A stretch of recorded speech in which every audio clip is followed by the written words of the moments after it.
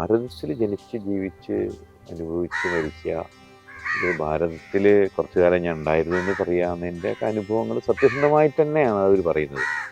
മണ്ണിനൊരു പ്രത്യേകതയും നദികൾ തന്നെ ഇപ്പോൾ എത്രയോ നദികളുണ്ട്, ഗംഭീര നദികൾ, ഗംഗയും യമുനയും സിന്ധുവും നർമ്മദയും കാവേരിയും ബ്രഹ്മപുത്രയൊക്കെ ആവുന്ന അത് പ്രകൃതി ആണ് അതിൻ്റെ പിന്നിൽ.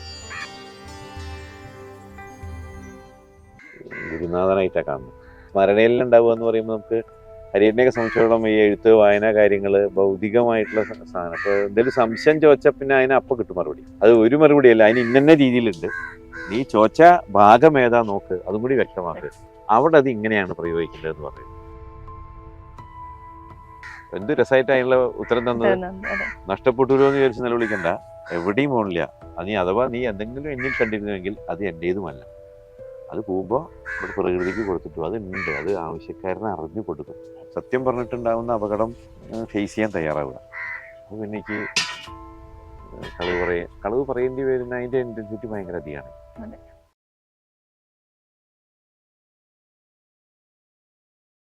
ഇപ്പോ ഹരിയേട്ടനെയൊക്കെ ദയിപ്പിച്ചിട്ടുള്ളത് ഈ മണ്ണിലാണ്. അപ്പൊ അത്രയും നമ്മൾ കണ്ടിരുന്ന ഒരു വ്യക്തിയാണ്. നമ്മുടെ ഞങ്ങള് പിന്നെ ആ കാലത്തെ രാഷ്ട്രീയം നോക്കുകയാണെങ്കിൽ ഞാൻ ഇന്ന് എതിരായിട്ടുള്ള അല്ലെങ്കിൽ ഇതൊന്നും ശരിയല്ല എന്ന് പറഞ്ഞ രാഷ്ട്രീയത്തിൽ പഠിക്കുന്ന കാലത്തുണ്ടായിരുന്ന ആളാണ്. പിന്നീട് അത് ശരിയല്ല എന്ന് മനസ്സിലായപ്പോഴാണ് ഞാൻ ഈ ഹരിയേട്ടൻ്റെ പുസ്തകങ്ങളും മറ്റൊക്കെ വായിക്കാൻ തുടങ്ങിയത്. അപ്പം അത് ശരിയല്ല എന്ന് തോന്നണത് ശരിയല്ല എന്ന് തോന്നി. അപ്പോൾ നമുക്ക് എല്ലാം പഠിക്കണമെന്ന് മനസ്സിലായി. എല്ലാം പഠിക്കുമ്പോൾ എല്ലാത്തിനും സത്തകളുണ്ട്. അപ്പോൾ അങ്ങനെ പിന്നെ ഞാൻ നമ്മുടെ ഒരു ഗുരുനാഥനായിട്ടാണ് കാണുന്നത്. ഗുരുനാഥൻ്റെ ഒരു പ്രസൻസ് നമുക്ക് സ്മരണയിലുണ്ടാവുക എന്ന് പറയുമ്പോൾ നമുക്ക് ഹരിയേട്ടനെയൊക്കെ സംബന്ധിച്ചിടത്തോളം ഈ എഴുത്ത് വായന കാര്യങ്ങൾ ഭൗതികമായിട്ടുള്ള സാധനം. അപ്പോൾ എന്തെങ്കിലും സംശയം ചോദിച്ചാൽ പിന്നെ അതിന് അപ്പം കിട്ടും മറുപടി. അത് ഒരു മറുപടിയല്ല, അതിന് ഇന്ന രീതിയിലുണ്ട്, നീ ചോദിച്ച ഭാഗം ഏതാ നോക്ക്, അതും കൂടി വ്യക്തമാക്ക്, അവിടെ അത് ഇങ്ങനെയാണ് പ്രയോഗിക്കേണ്ടതെന്ന് പറയുന്നത്. അങ്ങനെ പ്രാപ്തിയിൽ ഉത്തരം പറഞ്ഞു തരുന്ന ആളുകൾ വളരെ കുറവാണ്. നിർമ്മല സ്വാമിജി പറഞ്ഞിരുന്നു. നിർമ്മല സ്വാമിജി ചോദ്യത്തിനല്ല ഉത്തരം ചോദിക്കുന്ന ആൾക്കാന്ന് പറയുന്നത്. ഹരിയേട്ടനാണെങ്കിൽ ഹരിയേട്ടൻ അതിൻ്റെ അർത്ഥം പറഞ്ഞു തന്നിട്ട് ഇനി ഏത് ഭാഗത്താണെന്ന് പറയും. അത് എന്തിനാ അങ്ങനെ ചോദിക്കണമെങ്കിൽ ഉത്തരങ്ങളെല്ലാം ഉത്തരങ്ങളാണ്, ഉത്തരം ഒന്നേ ഉള്ളൂ. പക്ഷെ ചോദിക്കുന്ന ആൾക്ക് അത് ഏത് ഭാഗത്ത് ഫിൽ ചെയ്യാനാണെങ്കിൽ അതിനർത്ഥം മാറുന്നു പറയും. അങ്ങനെയൊക്കെ പറഞ്ഞു തരുന്ന ആളുകള്, അത് നഷ്ടം എന്നൊക്കെ പറഞ്ഞാൽ അത് പിന്നെ ആ നഷ്ടത്തിനെ കുറിച്ച് ഹരിയേട്ടനോട് സംസാരിച്ച സമയത്ത് അത് പ്രകൃതിയിൽ നിക്ഷിപ്തമാണ്, അത് ആവശ്യക്കാരന് ഒരു ആപ്ലിക്കേഷനും ഇല്ലാതെ എടുക്കാൻ പറ്റും. എടുക്കാനല്ല, അത് വന്നു ചേരുന്നു. എടുക്കാൻ നോക്കിയാൽ കിട്ടില്ല, അത്ര കണക്ട് ആവണതാണ്. അതിൻ്റെ അത് നീ ബുദ്ധിയില്ലായ്മയാണ് പറഞ്ഞോട്. എന്ത് രസമായിട്ട് അതിനുള്ള ഉത്തരം തന്നത്. നഷ്ടപ്പെട്ടുല്ലോ എന്ന് വിചാരിച്ച് നിലവിളിക്കണ്ട, എവിടെയും പോണില്ല. അത് അഥവാ നീ എന്തെങ്കിലും എന്നിൽ കണ്ടിരുന്നുവെങ്കിൽ അത് എൻ്റേതുമല്ല. അത് പോകുമ്പോൾ ഇവിടെ പ്രകൃതിക്ക് കൊടുത്തിട്ടു, അത് ഉണ്ട്, അത് ആവശ്യക്കാരനെ അറിഞ്ഞു കൊടുക്കും. സൂര്യൻ്റെ വെളിച്ചത്തിന് അപ്ലിക്കേഷൻ കൊടുക്കൊന്നും വേണ്ടല്ലോ വന്നു. ഇനി അത് എൻ്റെ ഈ പ്രകാശ ഊർജത്തെ നിങ്ങൾ മോശപ്പെട്ടൊരു കാര്യത്തിന് വേണ്ടി ഉപയോഗിച്ചല്ലോ എന്നുള്ള പരാതിയും സൂര്യൻ പറയില്ലോ. എൻ്റെ വെളിച്ചം നല്ല കാര്യങ്ങൾക്കുള്ളതാണ്.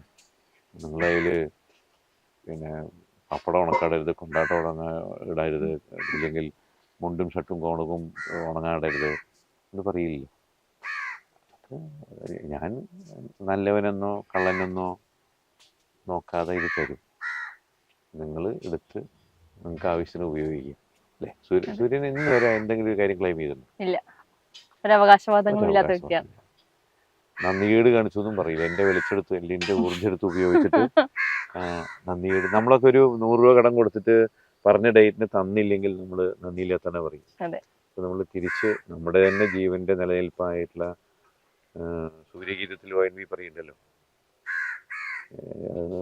ആ സൂര്യഗീതം മാത്രം കേട്ടാൽ തന്നെ അതിൻ്റെ ഒരു, ഞാൻ കുട്ടികളെ എങ്ങനെ ഇടയ്ക്കത് കേൾക്കാൻ വേണ്ടി പറയാം അവർക്ക് പലപ്പോഴും.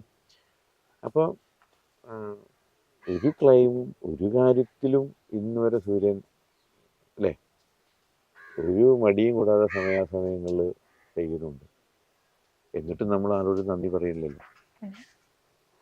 ഒരു രാജ്യത്തിൻ്റെ അല്ല, ഈ പ്രപഞ്ചത്തിൻ്റെ മുഴുവനും എനർജി ആയിട്ടാണ് നിൽക്കുന്നത്. കാണിക്കാത്ത നന്ദി പിന്നെ നമ്മൾ വേറെ ആരോടെങ്കിലും കാണിക്കും. പിന്നെ അച്ഛനോട് കാണിച്ചില്ല, അമ്മയോട് കാണിച്ചില്ല, ഗുരുനാഥനോട് നന്ദി കാണിച്ചില്ല, അത് ഇത് സഹജമാണ്, അത് ഉണ്ടാവും. അതിന് നമ്മൾ വേദനിക്കാനും പാടില്ല. പക്ഷെ ആ വേദന ഉൾക്കൊള്ളുന്ന ഒരു സമയം എന്ന് പറയുന്നത് കൃത്യമായിട്ട് അവരുടെ ഒരു വിയോഗം തന്നെയായിരിക്കും. നമ്മൾ എത്രത്തോളം ഇപ്പൊ അച്ഛനോടാണെങ്കിലും അമ്മയോടാണെങ്കിലും ഒക്കെ നമ്മുടെ കർമ്മങ്ങൾ ചെയ്തിട്ടില്ല എന്നുള്ളൊരു വലിയ ബോധത്തിലേക്ക് എത്തുന്നത് ചിലപ്പോൾ അവർ നമ്മുടെ അടുത്ത് ഇല്ലാത്തൊരു പോയിന്റിലായിരിക്കും. പിന്നെ നമുക്കൊന്നും ചെയ്യാനില്ല, അവിടെ നോക്കി നിൽക്കുക, അതല്ലെങ്കിൽ ഒന്നും ചെയ്യാൻ നിസ്സഹായരായി നിൽക്കേണ്ടി വരുന്ന ഒരു സാഹചര്യം ഉണ്ട്. ആ അവസ്ഥയും കുഴപ്പമില്ല. പക്ഷെ അത് രോഗത്തിന് കാരണം കൂടി ആയാലോ, എനിക്ക് അങ്ങനെ ഒന്നും ചെയ്യാൻ പറ്റിയില്ല എന്നുള്ള കുറ്റബോധം അതൊരു രോഗത്തിന് അല്ലെങ്കിൽ അവരുടെ മാനസിക നില തകരാറാവുന്ന രീതിയിലേക്ക് വന്നാലോ? അപ്പോൾ പൂർവികർ എത്ര ശ്രേഷ്ഠന്മാരാണ്. അതിനെയും കൂടി മറികടക്കാവുന്ന മരുന്ന് അവർ എന്തിൽ കണ്ടിട്ടുണ്ട്? ഇവിടെയല്ല, ലോകം മുഴുവനുണ്ട്. ഞാൻ ഈ പുറത്തുള്ള റിച്വൽസിൻ്റെ റൈറ്റ്സിൻ്റെ ഒക്കെ സാധനങ്ങൾ വായിക്കുകയും ഒക്കെ ചെയ്യാറുണ്ട്. ഇല്ലെങ്കിൽ അങ്ങനെ ഒരു ഡിസ്കഷനൊക്കെ ഉണ്ടാവാറുണ്ട്. ഈ വിശ്വാസം അതിഭയങ്കരമായി പ്രസവിച്ചിട്ടാണ് ഉണ്ടാവുന്നത്. അമ്മ പ്രസവിച്ചാണെങ്കിൽ ഈ പറഞ്ഞ തോട്ട്സ് ഒക്കെ ഉണ്ടാവും. നമ്മുടെ അത്ര ആഴത്തിൽ വേരോടിയിട്ടില്ല. പക്ഷെ ഈ വികാര വിചാരങ്ങളിലൂടെ തന്നെയാണ് പോകുന്നത്. അത് ഞാൻ അത്തരം പുസ്തകങ്ങളും ഇല്ലെങ്കിൽ അതുപോലെ ആളുകളും അനുഭവമുള്ള ഗുരുനാഥന്മാരൊക്കെ ആയിട്ട് സംസാരിക്കുമ്പോൾ അത് ഒരു യൂണിവേഴ്സൽ ട്രൂത്താണ്. അതിൽ നിന്ന് നമ്മൾ ഭാരതീയര് മേന്മ കൂടിയവരാണെന്നോ അല്ലെങ്കിൽ ഋഷിക്കാരാണ് അതൊന്നുമില്ല. എല്ലാ രാജ്യത്തും എല്ലാ പ്രദേശങ്ങളിലും എല്ലാ തരം ആളുകളും ഉണ്ട്. പക്ഷെ നമ്മുടെ മണ്ണിനൊരു പ്രത്യേകതയുണ്ട്. നേരത്തെ ശ്മശാനത്തിൽ ഇരിക്കുമ്പോൾ എന്ന് പറഞ്ഞ പോലെ ഭാരതത്തിൽ ജനിച്ച് ജീവിച്ച് അനുഭവിച്ച് മരിക്കുക, ഭാരതത്തിൽ കുറച്ചു കാലം ഞാൻ ഉണ്ടായിരുന്നു എന്ന് പറയാവുന്നതിൻ്റെ ഒക്കെ അനുഭവങ്ങൾ സത്യസന്ധമായിട്ട് തന്നെയാണ് അവർ പറയുന്നത്. മണ്ണിനൊരു പ്രത്യേകതയുണ്ട്. ഹിമാലയത്തിൽ പോയ ഒരു തവണ പോയ പിന്നെയും പോകാൻ തോന്നുന്നു പറയണ പോലെ അത് പ്രപഞ്ചത്തിൻ്റെ രഹസ്യ അറകളുണ്ട്. ടിബറ്റ് അങ്ങനെയാണ്, ഈവൻ നേപ്പാൾ പുണ്യഭൂമികളാണ്. നദികൾ തന്നെ ഇപ്പോൾ എത്രയോ നദികളുണ്ട്, ഗംഭീര നദികൾ. ഗംഗയും യമുനയും സിന്ധുവും നർമ്മദയും കാവേരിയും ബ്രഹ്മപുത്രയൊക്കെ ആവുന്ന അത് പ്രകൃതി ആണ് അതിൻ്റെ പിന്നിൽ. നമ്മൾ പറയുന്നത് ഞാനല്ല പറയുന്നൊരു ബോധത്തിലായാൽ അത് വേണ്ടതൊക്കെ കറക്റ്റ് അങ്ങനെ വരും. നമുക്ക് ചെയ്യാൻ കഴിയുന്നല്ലോ. അങ്ങനെ ഒരു ഫീലിങ്സ് ഉണ്ടായിട്ടുണ്ട്. ഞാൻ ഇത് ഇന്റർവ്യൂവിന് വേണ്ടി ചോദിക്കല്ല കേട്ടോ, കളി പറയണതല്ല അല്ല. ഞാൻ അതുകൊണ്ട് ഞാനിപ്പോ ഇന്റർവ്യൂവിന് വേണ്ടി ചോദിക്കല്ല. ഞാൻ ചോദിക്കുന്നത് എന്താന്ന് വെച്ച് കഴിഞ്ഞാൽ എന്തെങ്കിലും പറഞ്ഞിട്ട് ഇത് ഞാൻ തന്നെയാണോ പറഞ്ഞതെന്ന് ചിന്തിച്ചിട്ടുണ്ടോ? അല്ല, അത് പറഞ്ഞ സത്യത്തിൽ പറഞ്ഞു തന്നെ ഞാൻ ഓർമ്മ, പറഞ്ഞു തന്നെ ഓർമ്മിക്കാറില്ല. ഓർമ്മ വയ്ക്കേണ്ടി വരും ഞാൻ കളവ് പറയുമ്പോഴാണ്. നിങ്ങൾ ചോദിക്കുമ്പോൾ അതേപോലെ പറയാനാണ്. അങ്ങനെ ഞാൻ പറഞ്ഞില്ലേ, നമ്മൾ സത്യം പറഞ്ഞിട്ടുണ്ടാകുന്ന അപകടം ഫേസ് ചെയ്യാൻ തയ്യാറാവുക. അപ്പോൾ പിന്നെ എനിക്ക് കളവ് പറയേണ്ടി വരുന്ന അതിൻ്റെ ഇൻറ്റൻസിറ്റി ഭയങ്കര അധികമാണ്.